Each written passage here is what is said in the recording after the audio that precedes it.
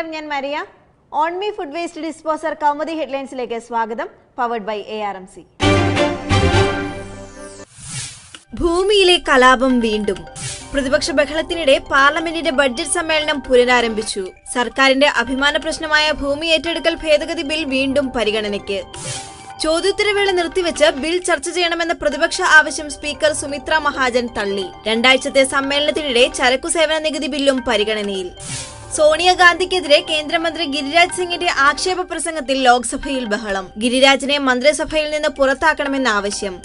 അവധി അവസാനിപ്പിച്ച് മടങ്ങിയെത്തിയ രാഹുൽ ഗാന്ധി സഭയിൽ. ബില്ലുകൾ പാസാക്കാൻ പ്രതിപക്ഷം സഹകരിക്കണമെന്ന് പ്രധാനമന്ത്രി നരേന്ദ്രമോദി. അങ്കച്ചൂടിൽ കളം മാറുന്നവർ. രാജ്യസഭാ തിരഞ്ഞെടുപ്പിനിടെ മുന്നണി മാറാനൊരുങ്ങി ചെറുപാർട്ടികൾ. UDF തകരാൻ പോകുന്ന മുന്നണിയെന്ന് PC ജോർജ്. ഇന്നത്തേത് UDFനുള്ള അവസാന വോട്ടെന്നും PC. ഗണേശിന്റെ വോട്ട് LDFിനെന്ന് ബാലകൃഷ്ണപിള്ള. ആദ്യ വോട്ട് CPIക്കും രണ്ടാമത്തേത് CPMനും. വോട്ട് ചെയ്യുന്നത് ജനവികാരം മാനിച്ചെന്നും പിള്ള. UDF വിടുമെന്ന സൂചന നൽകി ജനതാദൾ നേതാവ് MP വീരേന്ദ്രകുമാർ. കോൺഗ്രസ് ആൾക്കൂട്ടമായി മാറി. തീരുമാനം 2 മാസത്തിനകമെന്നും വീരേന്ദ്രകുമാർ.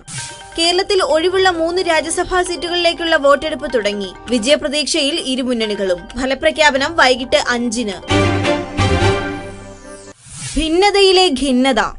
ജനറൽ സെക്രട്ടറി വിഷയത്തിൽ CPMനെ മുൾമുനയിൽ നിർത്തിയ ഭിന്നത സ്ഥിരീകരിച്ച് സീതാറാം യെച്ചൂരി. പാർട്ടി ഒന്നിലധികം പേരുകൾ പരിഗണിച്ചിട്ടും സമവായം ഉണ്ടായത് പുതിയ കേന്ദ്ര കമ്മിറ്റിയിലെന്ന് വിശദീകരണം. രാഷ്ട്രീയം മാറുന്നതിനനുസരിച്ച് അടവ് നയം മാറാം. ചില വിഷയങ്ങളിൽ കോൺഗ്രസുമായി സഹകരിക്കാം. VSന്റെ വിജയാശംസയിൽ അപാകതയില്ലെന്നും യെച്ചൂരി. പിണറായിയുമായി വ്യക്തിപരമായി ശത്രുതയില്ല. കേരളത്തിലെ മുഖ്യമന്ത്രി സ്ഥാനാർത്ഥി ആരെന്നതിൽ പാർട്ടി ഉചിത സമയത്ത് തീരുമാനമെടുക്കും.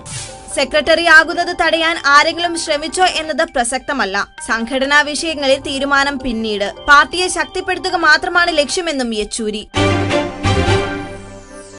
മുംബൈക്ക് വിജയത്തുടക്കം.